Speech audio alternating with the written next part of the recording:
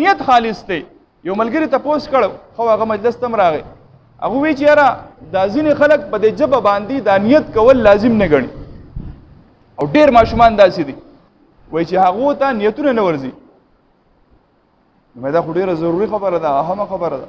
د هغې وجه دا ده، یو خبره یاد لرئ، نیت ویلی کېږي د زړه ارادې ته.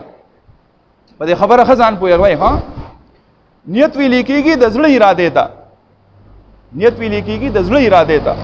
که یو سړی داسې دی چې د هغه نیت حاضر دی، یعنی که په ژبه یې ونه وایي نو په زړه کې دا خبره پخته ده، لکه د سوره فاتحې ورته هر څه یاد دي چې یاره دا د ماسپښین لمونځ دی او زه څو رکعته لمونځ کوم، دا وخت مکروه دی که ټیک دی صحیح دی، که دا ټولې خبرې دته یادې دي او ټیک دی، نو که دې په ژبه ونه وایي نو صحیح ده.